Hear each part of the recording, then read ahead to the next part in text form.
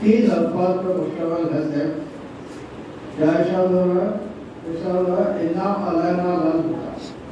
बेशक हिदायत की जिम्मेदारी हम पर, परवरदिगार आलम जब हिदायत की जिम्मेदारी ले रहा है तो जब तख्लीक़ इंसान हुई है तो सबसे पहले परवरदिगार आलम ने हादी बनाया है। और इरशाद फरमाया मलाइका से,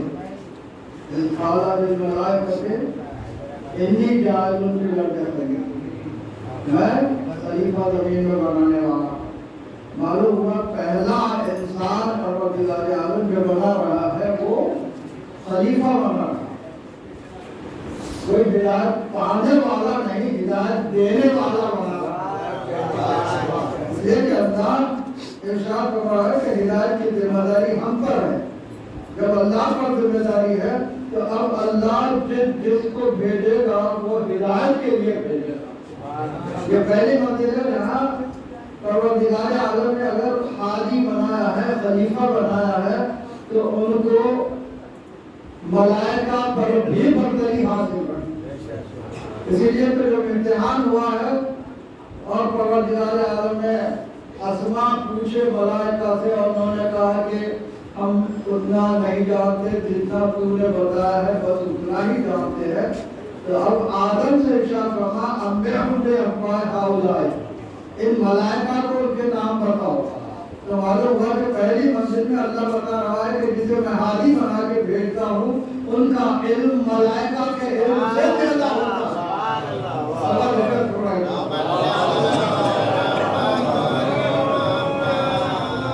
और उसके बाद फिर परवरदिगार आलम ने अंबिया और मुरसलीन को भेजा और कुरान मजीद में इरशाद फरमाया रुसुलन मुबश्शिरीन मुनज़िरीन लिअल्ला यकूना लिन्नास अल्लाह हुज्जतुन बअद रुsul।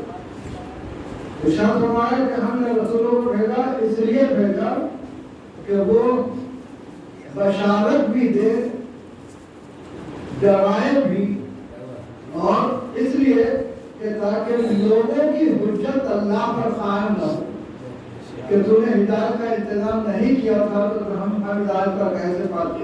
लिहाजा परवरदिगार आलम ने मुबश्शिरीन और मुनज़िरीन बना के रसूलों को भेजा, अंबिया को भेजा ताकि लोगों की हिदायत हो जाए। उसके बाद फिर तीसरी मंजिल में परवरदिगार आलम ने आइम्मा को बनाया। इस मंजिल पर जनाब इब्राहिम को पहली मंजिल पर इरशाद फरमाया इन्नी जाइलुका लिन्नास इमामा। तो पहले खलीफा बनाया, फिर अंबिया और रसूल बनाया, और उसके बाद हजरत इब्राहिम को इमाम भी करार दे रहा। और जब उन्होंने कहा कि वो मेरी ज़ुर्रियत थी और मेरी ज़ुर्रियत में, तो इरशाद फरमाया ला यनालु अहदिल ज़ालिमीन। वहाँ सिफत बता दी परवरदिगार आलम ने कि वो जालिम नहीं होंगे इमाम। और कुरान मजीद में फिर परवरदिगार आलम ने आइम्मा के सारे सिफात बताने शुरू किए। सूरह यासीन की 12वीं आयत में परवरदिगार आलम ने इरशाद फरमाया वो कुल्ला शैइन अहसनहु फी इमामिन मुबीन। हमें इमाम में भटक रहे हो तो राहे सवाब भी ढूंढो, अंधेरे हैं तो कोई आफताब भी ढूंढो, बने हो मिट्टी से मिट जाओगे मुसलमानों, जो बचना है तो कोई बूतराब भी ढूंढो। नारे हैदरी इमाम ज़माबाद।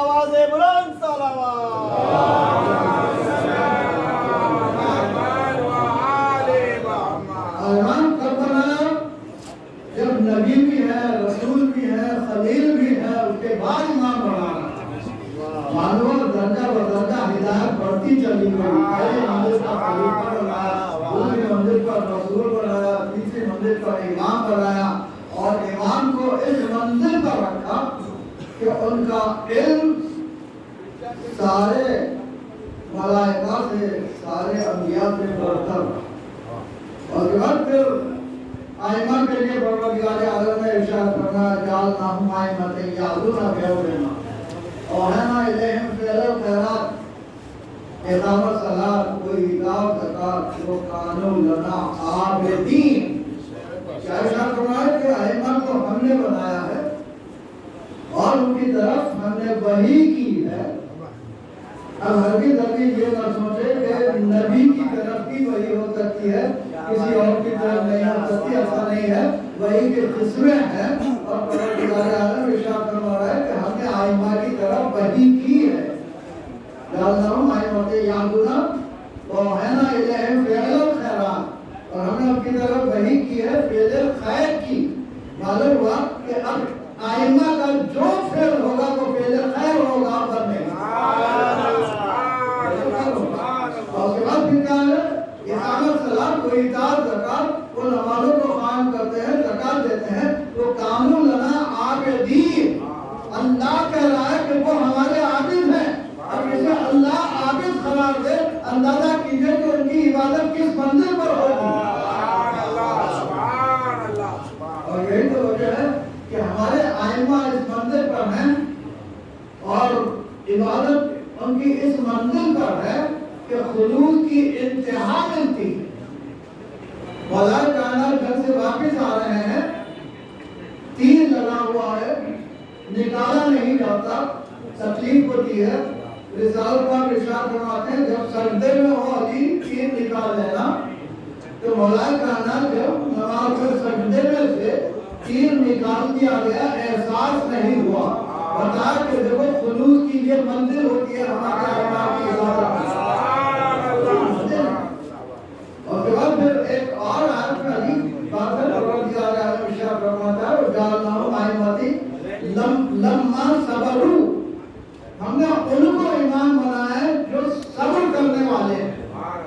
सब्र की इंतहा आए अंबिया में अगरचे कि अय्यूब बहुत साबिर मशहूर है, लेकिन अय्यूब के सब्र जहाँ खत्म होता है वहाँ से हमारे आइमा का सब्र शुरू होता है। ये सिलसिला आइमा का जो शुरू हुआ है रिसालत इमाम के बाद से, तो ये सिलसिला होते हुए हमारे 8वें इमाम अली रज़ा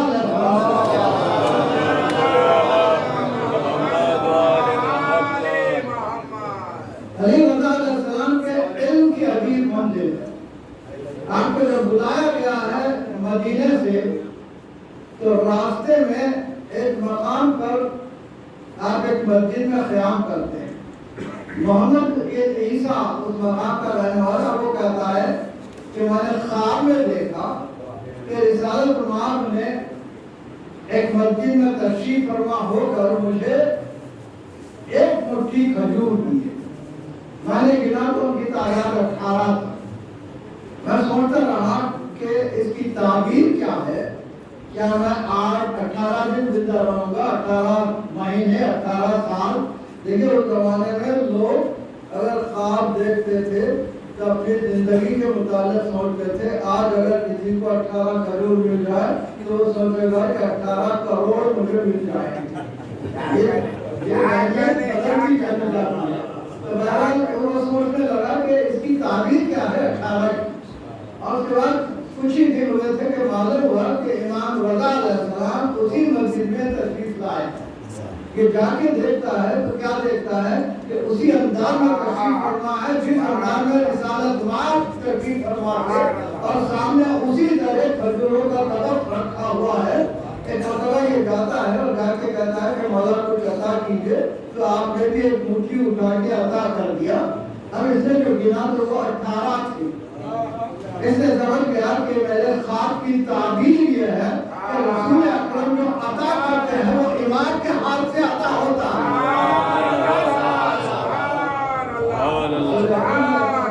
इमाम के हाथ से अता होता है। अब उसके बाद ये कहता है कि मौला कुछ دیکھیں امام ارشاد فرماتے ہیں اگر میرے جد نے تیرے خواب میں زیادہ دیے ہوتے تو میں بھی دیتا۔ تو معلوم ہوا کہ امام ہر ایک کے خواب سے بھی واقف ہوتا، خواب سے بھی واقف ہوتا۔ اور دوسری بات یہ کہ امام کا ہاتھ بھی رسول اکرم کے ہاتھ کے مثل ہے، جسے رسالت مار جتنا مستحق سمجھتے ہیں امام بھی اس کو اتنا ہی مستحق سمجھتے ہیں۔ یہ کردار کی یکسانیت ہے رسالت مار اور ائمہ کے، ابھی منزل ہے۔ اور کے بعد ایک اور منزل آپ کی خدمت کرتا ہوں کہ جس وقت پہنچے ہیں نیشاپور، تو تاریخ یہ کہتی ہے کہ ایک ہجوم تھا استقبال کے لیے، اور لوگوں کا تقاضا ہوا کہ ہمیں جمال رسالت کی زیارت کروائیں۔ معلوم ہے دنیا جانتی تھی کہ اگر جمال رسالت کہیں مل سکتا ہے تو صرف ائمہ کے پاس مل سکتا ہے۔ جب مرتبہ پردہ اٹھایا، اپنے چہرے کی زیارت کرائی، اب تقاضا ہونے لگا کہ کوئی حدیث سنائیے اپنے جد کی۔ جد کی حدیثیں تو ان کے پاس بہت تھی، لیکن چاہتے تھے کہ امام سے سنیں۔ ایک مرتبہ امام نے پردہ اٹھایا اور ارشاد فرمایا کہ مجھ سے میرے بابا نے، ان سے ان کے بابا نے، اور یہ سلسلہ پہنچا رسالت مار تک۔ اور کے بعد ارشاد فرماتے ہیں رسالت مار سے جبریل سے پروردگار عالم نے ارشاد فرمایا لا الہ الا اللہ حسنی، لا الہ الا اللہ میرا قلعہ ہے، من قال لا الہ الا اللہ دخل حسنی، اور جس نے لا الہ الا اللہ کہا وہ قلعے میں داخل ہو گیا۔ وہ من دخل حسنی آمن من العذاب، اور جو قلعے میں داخل ہو گیا وہ عذاب سے محفوظ ہو گیا۔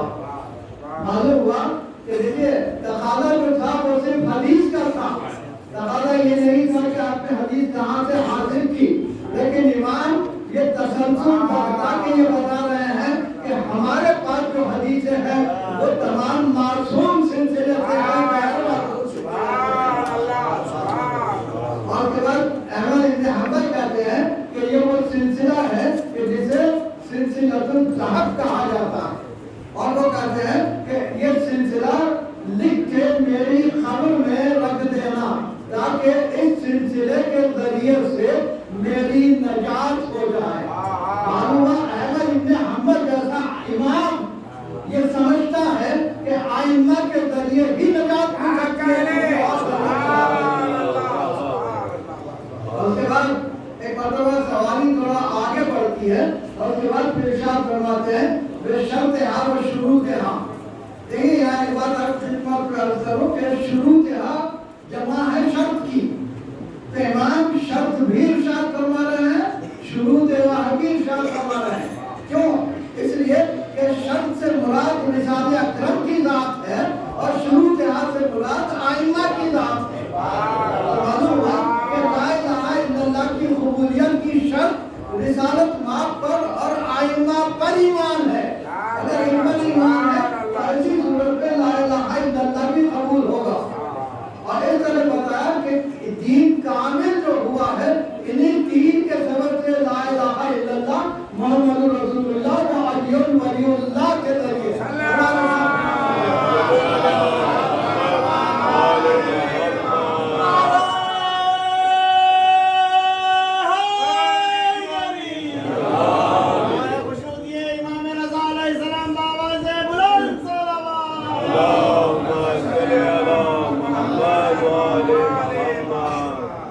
امام کو جو بلایا گیا اس لیے بلایا گیا کہ ولی عہدی دی جائے۔ اب دنیا کہتی ہے کہ اگر وہ باطل تھا تو امام نے ولی عہدی اس کی کیوں قبول کی؟ تو میں آپ کی خدمت میں عرض کروں کہ ساتویں امام علیہ السلام کے پاس علی بن یقین آتے ہیں اور آ کے کہتے ہیں کہ مولا مجھے اجازت دی جا رہی ہے میں قبول کروں یا نہیں؟ تو آپ نے ارشاد فرمایا اس لیے قبول کرو کہ تمہارے ذریعے سے شیعوں کو فائدہ پہنچے اور ان کا تحفظ ہو۔ تو معلوم ہوا کہ اگر ہمارے ائمہ یا ائمہ کے چلانے والے اگر کوئی عہدہ قبول کرتے ہیں تو اس لیے قبول کرتے ہیں کہ ان کے ذریعے سے بعد فائدہ بھی ہو اور تحفظ بھی ہو.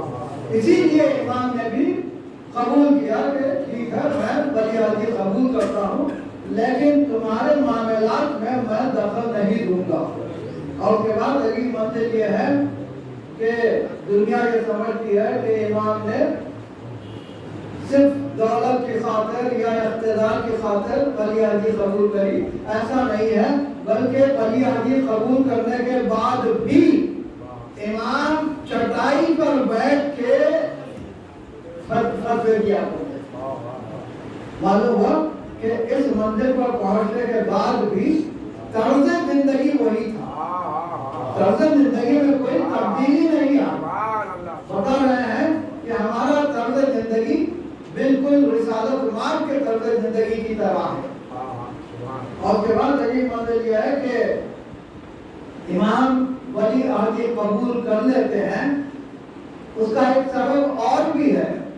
سبب یہ ہے کہ جب اعلان ہوا کہ ولی عہدی قبول کر لی ہے امام نے اور لوگ آ کے بیعت کریں تو لوگ آنے لگے اور آ کے اپنا ہاتھ یوں رکھنے لگے. ایک مرتبہ امام نے ارشاد فرمایا کہ بیعت کرنے والے ہاتھ اس طرح نہیں رکھ سکتے, اس طرح رکھنا چاہیے.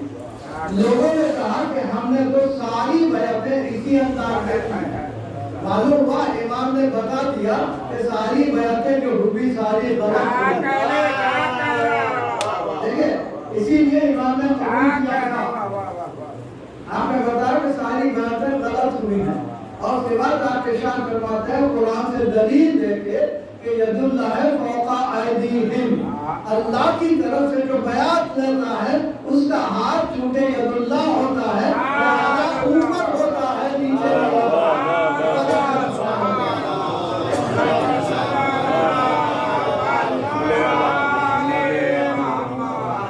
ولی عہدی کے بعد ایک مرتبہ خیر پڑ گیا اور لوگ نماز استسقاء پڑھے لیکن کوئی فائدہ نہیں ہوا. ایک مرتبہ امام کی خدمت میں اس نے عرض کیا کہ آپ دعا کریں. امام نے ارشاد فرمایا ٹھیک ہے میں دعا کروں گا لیکن اکیلے دعا کروں گا, میرے ساتھ کوئی اور دعا نہیں کرے گا. امام جانتے تھے کہ لوگ جو ہے اگر بارش ہو جائے گی تو کہیں گے ہمارے امین آمین کہنے سے بارش ہوئی. لہذا ارشاد فرمایا کہ کوئی میرے ساتھ دعا نہ کرے. آپ اکیلے دعا کرنے لگے. ابھی دعا تمام نہیں ہوئی تھی کہ ابر چھوٹے آ گیا. اب لوگ پریشان ہوئے کہ اتنا گہرا ابر آیا ہے, بارش بہت ہوگی, کیونکہ دور شہر سے آ کے دور دعا کر رہے تھے. اب لوگ بھاگنا چاہتے تھے. امام نے ارشاد فرمایا بھاگنے کی ضرورت نہیں ہے, یہ جو ابر ہے یہ فلاں مقام کے لیے ہے. اور اس کے بعد دوسرا ابر کہا یہ فلاں مقام کے لیے ہے. اسی طرح کچھ ابروں کے لیے آپ نے مقامات بتائے. اس کے بعد ارشاد فرمایا اب جو ابر آئے گا وہ اس مقام کے لیے ہے لیکن وہ اس وقت برسے گا جب تم نے کہا آخری آدمی بھی اپنے گھر پہنچ جائے. کہ امام اختیار بتا رہے ہیں اگر برسے گا تو ہمارے اختیار سے برسے گا.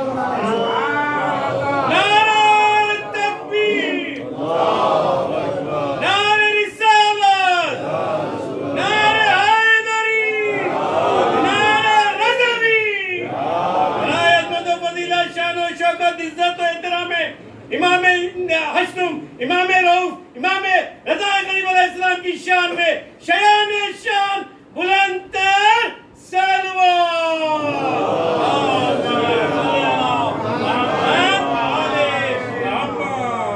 بات آپ کی خدمت کرتا ہوں کہ مولا کائنات جو ارشاد فرماتے تھے اگر ان کے دور میں دلیل نہ ملتی تو ہمارے آئمہ دلیل پیش کرتے ہیں.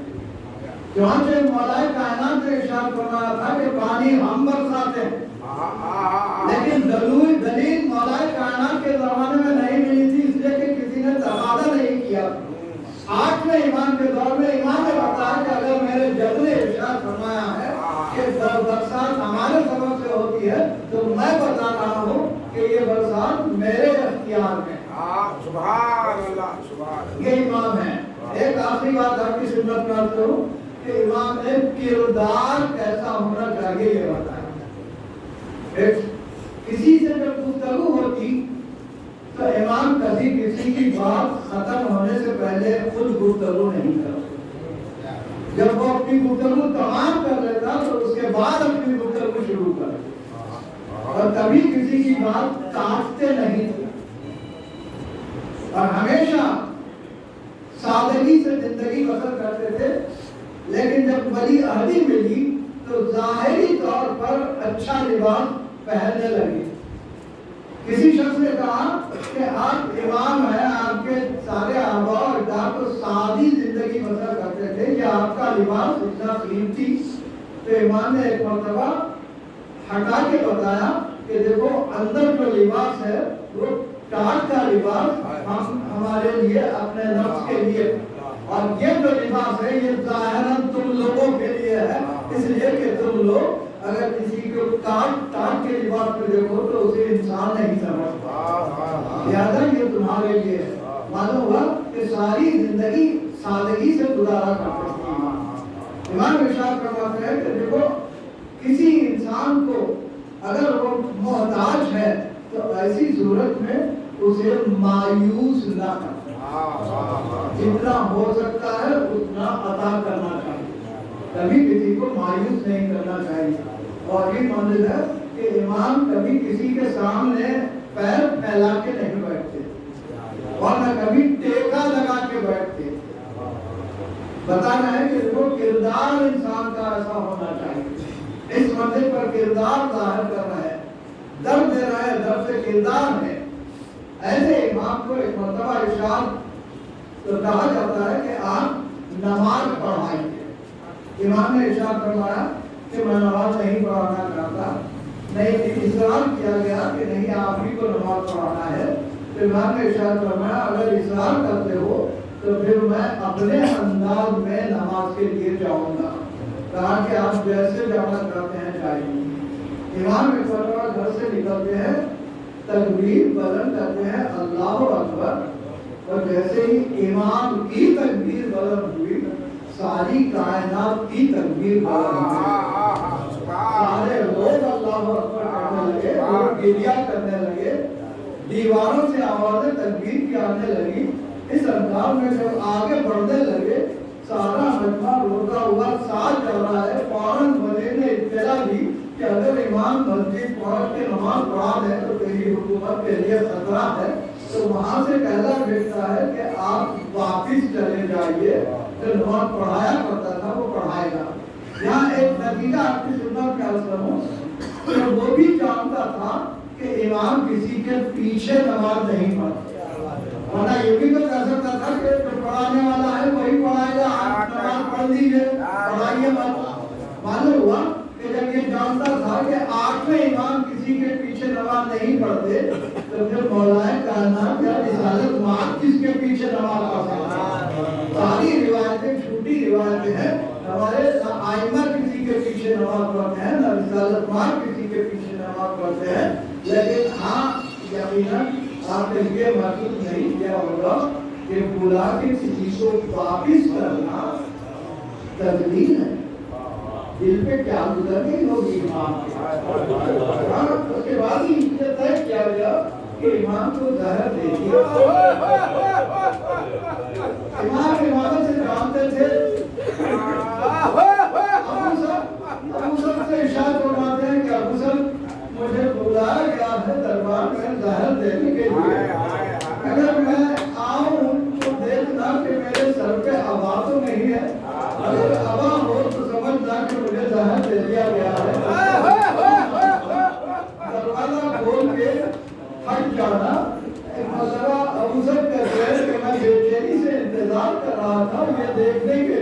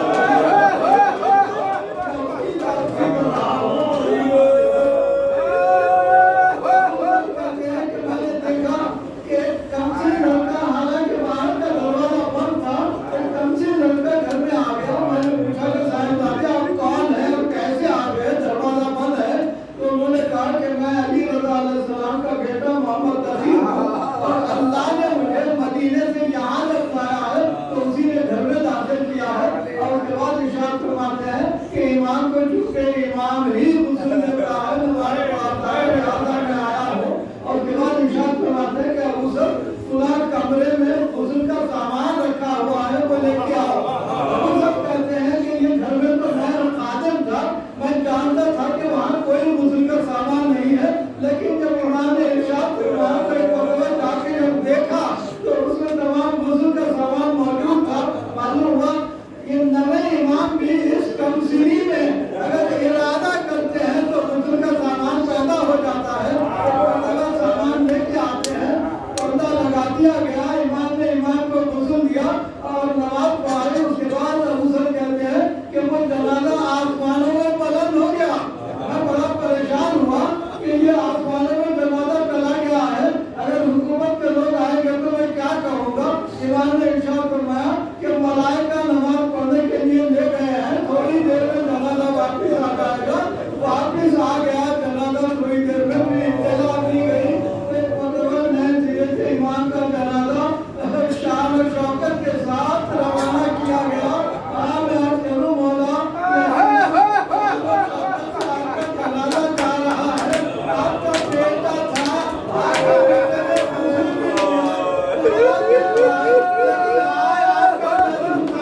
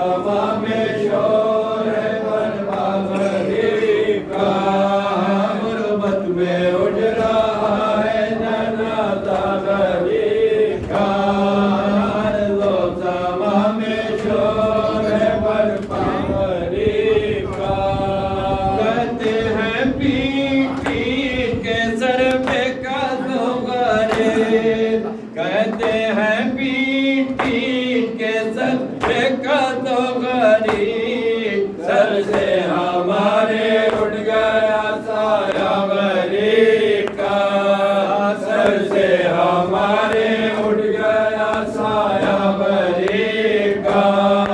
गुरबत में उठ रहा है जनाजा गरीब का, अर्ज़ो समा में शोर है बरपा गरीब का। अंगूरे ज़हरदार उतरते ही हल्क से, अंगूरे ज़हरदार उतरते ही हल्क से, है हुआ है क़ल्ब दोबारा गरीब का, है हुआ है क़ल्ब दोबारा गरीब का। गुरबत में उठ रहा है जनाजा गरीब का, अर्ज़ो समा में शोर है बरपा गरीब का। कोई न था करे जो कि पालती माँ के, कोई न था करे जो कि पालती माँ की, लाशा दाखिले आके उठाया गरीब का, लाशा दाखिले आके उठाया गरीब का। गुरबत में उठ रहा है जनाजा गरीब का, अर्ज़ो समा में शोर है बरपा गरीब का, अर्ज़ो समा में शोर है बरपा गरीब का। अंगूरे ज़हरदार उतरते ही हल्क से, अंगूरे ज़हरदार उतरते ही हल्क से, है हुआ है क़ल्ब दोबारा गरीब का, है हुआ है क़ल्ब दोबारा गरीब का। गुरबत में उठ रहा है जनाजा गरीब का, अर्ज़ो समा में शोर है बरपा गरीब का। अंगूरे ज़हरदार उतरते ही हल्क से, अंगूरे ज़हरदार उतरते ही हल्क से, है हुआ है क़ल्ब दोबारा गरीब का, है हुआ है क़ल्ब दोबारा गरीब का। गुरबत में उठ रहा है जनाजा गरीब का, अर्ज़ो समा में शोर है बरपा गरीब का। हुई न था करे जो कि पालती माँ के, कोई न था करे जो कि पालती माँ की, लाशा दाखिले आके उठाया गरीब का, लाशा दाखिले आके उठाया गरीब का। गुरबत में उठ रहा है जनाजा गरीब का, अर्ज़ो समा में शोर है बरपा गरीब का। कहते हैं पीट पीट के सर पे का तो गरीब, कहते हैं पीट पीट के सर पे का तो गरीब,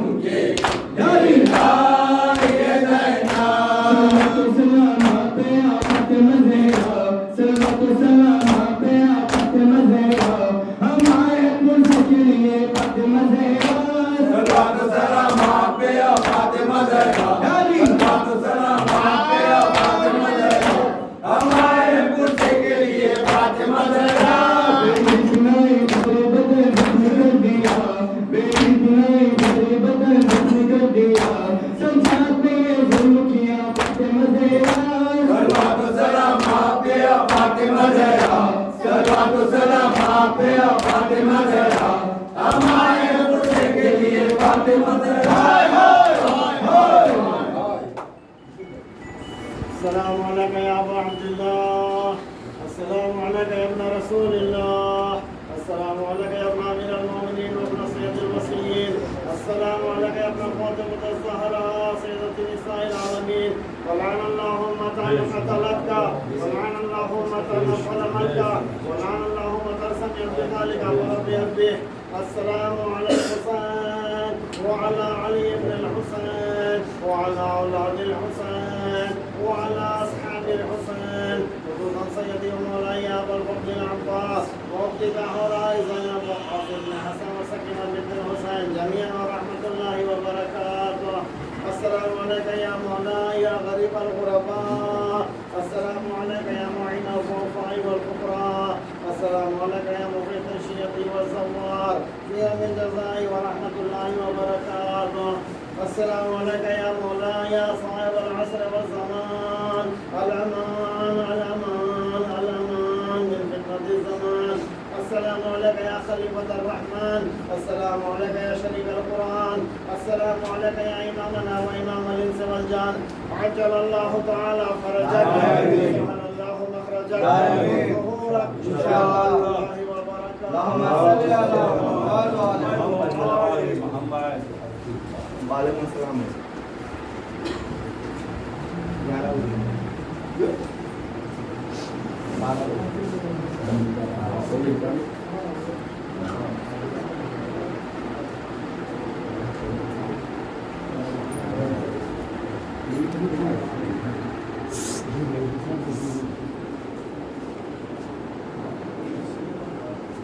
कौन ये करना है भाई को निकाल के